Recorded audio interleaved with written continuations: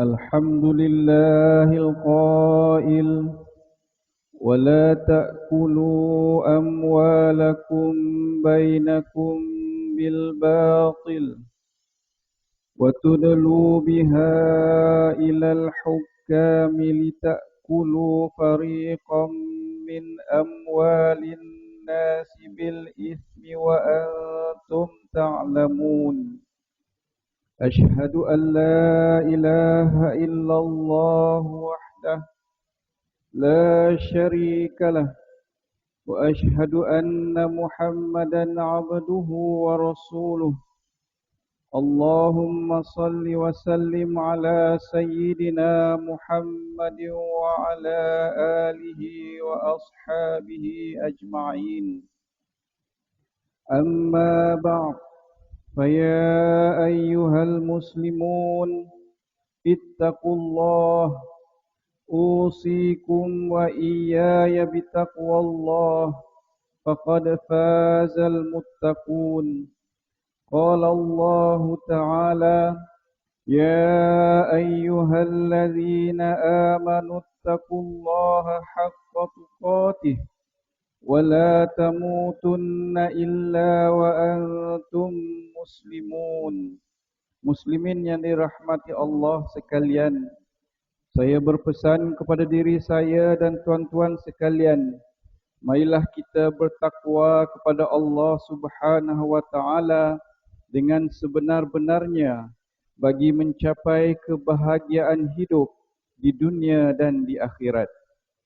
Pada hari yang mulia lagi berkat ini, marilah kita bersama-sama menghayati khutbah yang bertajuk Perasuah Perosak Agama Bangsa. Hadirin Jumaat yang dirahmati Allah, amalan rasuah adalah faktor kemuncak kepada kehancuran sebuah tamadun bangsa dan negara. Perbuatan memberi dan menerima rasuah adalah suatu perbuatan pemerkosaan yang sangat kejam terhadap sistem kehidupan beragama, bermasyarakat dan bernegara. Negara, bangsa maupun organisasi yang berjaya sentiasa mendukung tinggi prinsip moral yang kuat, kesaksamaan, amanah, kejujuran dan ikhlas. Perbuatan tidak bertanggungjawab dan tidak berperi kemanusiaan sebagai perasuah adalah manifestasi buruk kepribadian seseorang kerana sanggup menjual amanah, menjual harga diri, menjual keberkatan sebuah keluarga, menjual kredibiliti sebuah organisasi, menjual kedaulatan bangsa dan lebih dahsyat lagi, ia memburukkan imej dan menafikan keindahan Islam itu sendiri. Rasuah adalah suatu pemberian kepada seseorang untuk membenarkan sesuatu yang salah atau membatalkan sesuatu yang benar. Ia juga boleh ditakrifkan sebagai pemberian sama ada dalam bentuk harta atau manfaat tertentu yang bertujuan untuk memperolehi sesuatu yang bukan haknya atau menzalimi pihak yang lain. Islam menetapkan rasuah adalah perbuatan dosa besar kerana ia termasuk dalam perkara memakan atau mengambil harta orang lain dengan jalan yang salah, sebagaimana firman Allah Subhanahu wa taala dalam surah Al-Baqarah ayat 188 yang bermaksud, dan janganlah kamu makan atau mengambil harta orang-orang lain di antara kamu dengan jalan yang salah, dan jangan pula kamu menghulurkan harta kamu, yakni memberi rasuah kepada hakim-hakim kerana hendak memakan atau mengambil sebahagian dari harta manusia dengan berbuat dosa, padahal kamu mengetahui salahnya. Kita sering didedahkan dengan bahaya rasuah. Kerajaan berbelanja besar menubuhkan pelbagai jabatan selain SPRM untuk membantras rasuah, tetapi rasuah tetap berlaku. Lupakah kita bahawa rezeki yang diperolehi dari sumber rasuah adalah haram dan tidak berkat? Tidak rasa bersalahkah kita dengan membawa pulang hasil pendapatan untuk membina kemewahan dan meninggalkan legasi yang haram kepada ahli keluarga dan keturunan, mengapakah kita sanggup untuk memberi makan anak, isteri dan keluarga kita dengan hasil yang haram? Atau kita sudah tidak percaya dengan dahsyatnya keseksaan api neraka Allah Subhanahu wa taala? Ahli keluarga dan anak-anak yang membesar dengan sumber yang haram bukan sahaja tidak akan mendapat kebahagiaan dan keberkatan di dunia dan di akhirat, bahkan hatinya gelap dan keras serta jiwanya mudah memberontak dan cenderung melakukan perkara-perkara yang haram. Sebuah hadis yang diriwayatkan oleh Jabir bin Abdullah radhiyallahu anhu bahawa Nabi sallallahu alaihi wasallam bersabda, "La yadkhulul jannata lahmun nabata minas suh wa kullu lahmin nabata minas suh kanatin naru awla bih." Tidak masuk syurga daging yang tumbuh daripada sumber yang haram, dan setiap daging yang tumbuh daripada sumber yang haram, neraka adalah lebih utama baginya. Hadis riwayat Al-Hakim. Rasuah juga menyebabkan tertolaknya ibadah dan doa kerana terkesan daripada sumber haram tersebut. Alangkah ruginya kita hanya kerana disebabkan secebis kepuasan duniawi itu, kita sanggup melakukan perbuatan keji. Ibadah yang banyak menjadi suatu keletihan, manakala doa sebagai senjata umat Islam tidak dimakbulkan oleh Allah Subhanahu wa taala. Sebuah rencana yang dikeluarkan oleh Akhbar Utusan Malaysia bertarikh 21 Disember 2020 menyebutkan bahawa berdasarkan laporan Global Corruption Barometer GCB 2020 yang dikeluarkan oleh Transparency International, rakyat Malaysia berpendapat 36% ahli-ahli parlimen terlibat dengan rasuah. Diikuti PDRM 30%, eksekutif perniagaan 27%, pejabat Perdana Menteri 25%, pihak berkuasa tempatan 18%, pertubuhan bukan kerajaan 15%, hakim dan magistrat 13%, pegawai bank 10%, serta pegawai tentera dan pemimpin agama 9%. Dalam laporan tersebut juga, 71% responden berpendapat rasuah berlaku di kalangan kaki tangan kerajaan. Berdasarkan Indeks Persepsi Rasuah bagi tahun 2020 yang dikeluarkan oleh Transparency International, Malaysia tersenarai di kedudukan ke-57 daripada 180 negara, turun mendadak 6 anak tangga berbanding tahun sebelumnya. Negara-negara bukan Islam didapati menguasai senarai kelompok 20 terbaik dunia, termasuklah Singapura yang berada di kelompok 3 negara terbaik. Angka dan persepsi ini amat memalukan dan merendahkan imej Islam dan integriti negara yang ditadbir oleh orang Islam.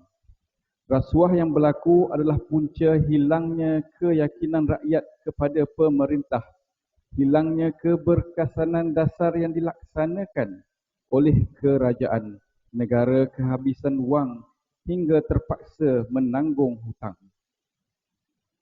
Sebagai sebuah negara umat Islam seperti Malaysia, amalan rasuah tiada tempat untuk ianya berlaku sama sekali.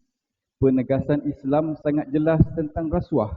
Agama Islam melaknat dan memberi ancaman neraka terhadap orang yang memberi dan menerima rasuah, sebagaimana dinyatakan di dalam sebuah hadis Rasulullah sallallahu alaihi wasallam yang telah diriwayatkan oleh Abdullah bin Amr radhiyallahu anhuma, bahawa Rasulullah sallallahu alaihi wasallam bersabda, "La'ana Rasulullah sallallahu alaihi wasallam ar-rashi wal murtashi." Rasulullah sallallahu alaihi wasallam melaknat pemberi rasuah dan penerima rasuah. Hadis riwayat Al-Tirmizi. Dalam hadis lain juga sebagaimana yang diriwayatkan oleh Abdullah bin Amr radhiyallahu anhuma bahawa Nabi SAW bersabda yang bermaksud pemberi rasuah dan penerima rasuah masuk ke neraka. Hadis riwayat At-Tabrani. Muslimin yang dikasihi Allah Subhanahu wa taala, antara punca utama ancaman neraka dan kemurkaan Allah Subhanahu wa taala ini tidak ditakuti dan diremehkan, kerana maksud dan matlamat hidup sebagai hamba Allah telah bertukar kepada kehendak memenuhi kecintaan dunia dan merasa akan hidup selama-lamanya.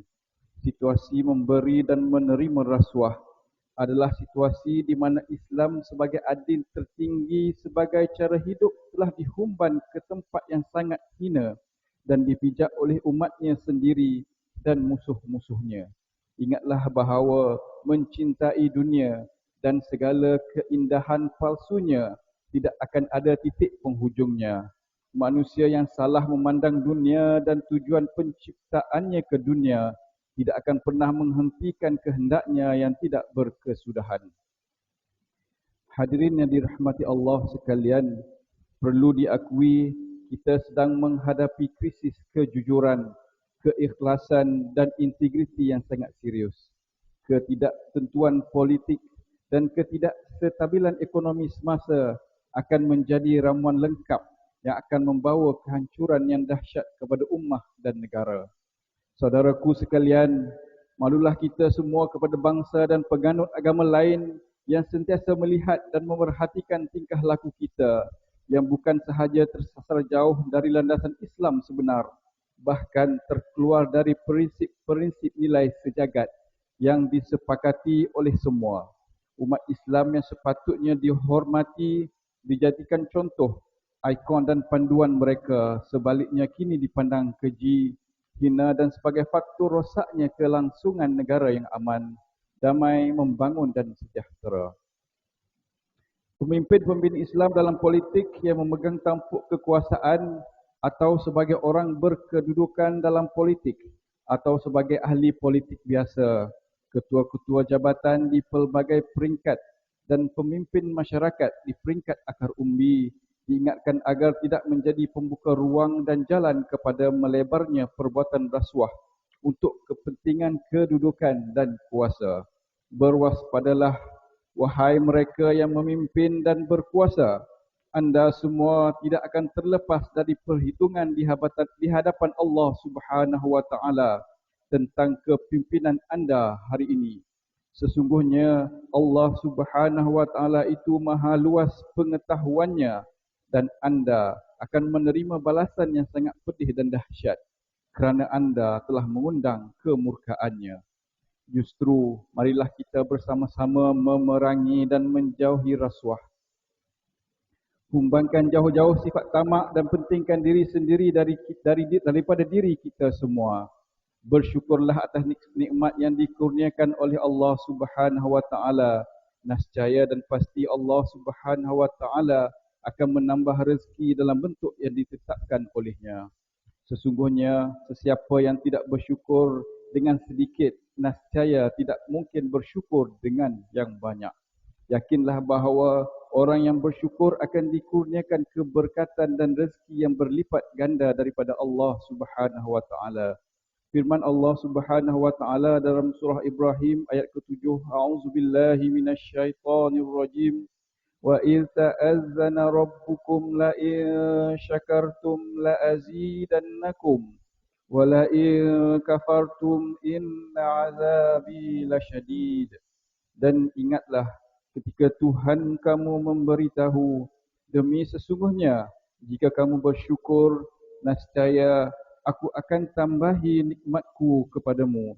Dan sesungguhnya jika kamu kufur ingkar, sesungguhnya azabku amatlah keras.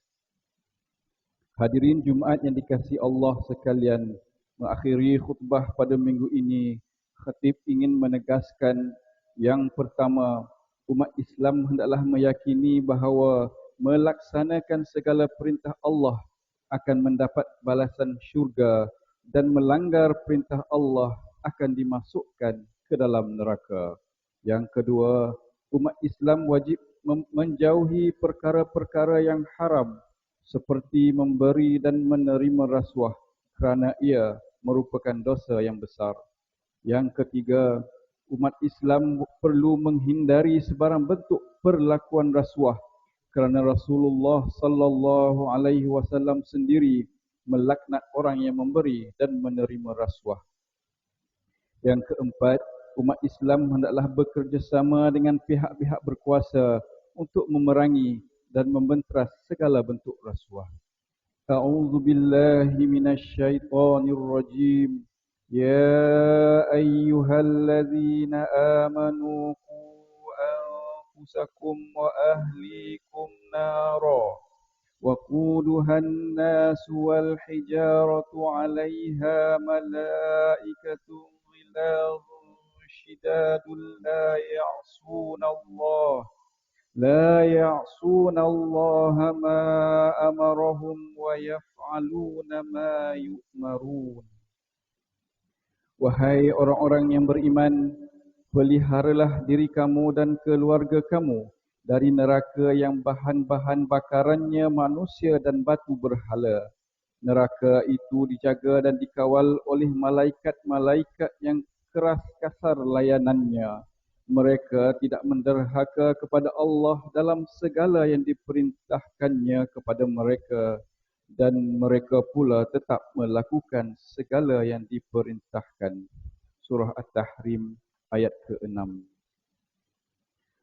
Barakallahu li wa lakum fil Qur'anil azim wa nafa'ani wa iyyakum bima fihi minal ayati wa dzikril hakim wa taqabbala minni wa minkum tilawatah innahu huwas samiul alim. أقول قولي هذا وأستغفر الله العظيم لي ولكم ولسائر المسلمين والمسلمات فاستغفروه إنه هو الغفور الرحيم. بسم الله الرحمن الرحيم. اللهم ادفع عنا البلاء والوباء والغلاء والمحن والفتن ما ظهر منها وما بطن. بسم الله الذي لا يضر مع اسمه شيء في الأرض ولا في السماء وهو السميع العليم. وصلى الله على سيدنا محمد وعلى آله وصحبه وبارك وسلم والحمد لله رب العالمين.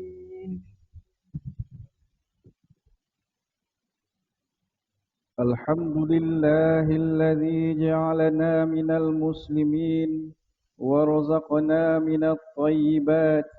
أشهد أن لا إله إلا الله وحده لا شريك له وأشهد أن محمدا عبده ورسوله. اللهم صل وسلم وبارك على سيدنا محمد وعلى آله وصحبه ومن تبعهم بإحسان إلى يوم الدين. أما بعد، فيا عباد الله اتقوا الله، أوصيكم وإياي بتقوى الله، faqad fazal muttaqun. Hadirin yang berbahagia, marilah kita bersatu atas dasar akidah Islam yang pasti dan disimpul mati. Bersatu dalam apa jua situasi, bersatu teguh menghadapi persekitaran dan ancaman musuh yang terang dan terselindung. Bersatunya umat Islam adalah kekuatan paling dasar ke arah pembinaan khairah ummah, yakni umat terbaik. Umat Islam berhak untuk berbeza pendapat, apalagi dalam soal urusan duniawi. Namun, umat Islam hendaklah terus bersatu dalam fikrah dan kefahaman, mengikut garis rentas kalimah La ilaha illallah, prinsip-prinsip penegasan Al-Quran dan Al-Hadis, serta prinsip persaudaraan Islam yang kukuh. Dalam usaha kita memutuskan rantaian COVID-19 ini, Setiap jemaah diminta terus berdisiplin dan wajib mematuhi prosedur operasi standard SOP yang telah ditetapkan oleh pihak JAIZ, khususnya mengambil wuduk terlebih dahulu sebelum datang ke masjid atau surau, membawa sejadah masing-masing, memakai pelitup muka face mask ketika hadir di masjid dan surau, serta mengamalkan penjarakan fizikal.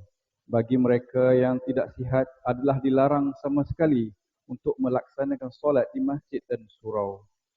Allahumma ighfir lil muslimina wal muslimat wal mu'mini wal mu'minat al ahya'i minhum wal amwat innaka sami'un qaribun mujibud da'wat wa ya qadiyal hajat. Allahumma inna nas'aluka wa natawassalu ilaika binabiyyikal amin wa nas'aluka bi asma'ikal husna وصفاتك العظمى أن تحفظ بعينك عنايتك الربانية وبحفظ وقايتك الصمدانية جلالة ملكنا المعظم سلطان Selangor Sultan Sharafuddin Idris Shah Al-Haj ibni almarhum Sultan Salahuddin Abdul Aziz Shah Al-Haj. Allahumma adimil auna wal hidayata wat taufiq والصحة والسلامة منك لولي عهد Selangor Tengku Amir Shah Ibni Sultan Sharafuddin Idris Shah Al-Haj fi amnin wa salahin wa afiyatin bimannika wa karamika ya zal jalali wal ikram. Allahumma atil umrahuma muslihain lil muwazzafin wal ra'iyyati wal bilad wa balligh maqasidahuma li tariqil huda wal rasyad. Ya Allah, Engkaulah Tuhan yang Maha Berkuasa. Kami bersyukur kehadrat-Mu yang telah mengurniakan kami rahmat dan keberkatan kepada negeri ini yang terus sejahtera dan maju, serta rakyatnya bersatu padu di bawah naungan dan pimpinan Raja kami sebagai Ketua Agama Islam di negeri ini. Ya Allah, lindungilah kami daripada bala bencana dan wabak penyakit seperti COVID-19. اللهم يا دافع البلاء ادفع عنا هذا الوباء والبلاء والمرض والشدائد والمحن بلطفك يا لطيف إنك على كل شيء قدير والإجابة جدير. ربنا هب لنا من أزواجنا وذرياتنا قرة أعين واجعلنا للمتقين إماما. ربنا آتنا في الدنيا حسنة وفي الآخرة حسنة وقنا عذاب النار. عباد الله إن الله يأمر بالعدل والإحسان وإيتاء ذي القربى وينهى عن الفحشاء والمنكر والبغي يعظكم لعلكم تذكرون. فاذكروا الله العظيم يذكركم واشكروه على نعمه يزدكم واسألوه من فضله يعطكم ولذكر الله أكبر والله يعلم ما تصنعون. أقيم الصلاة.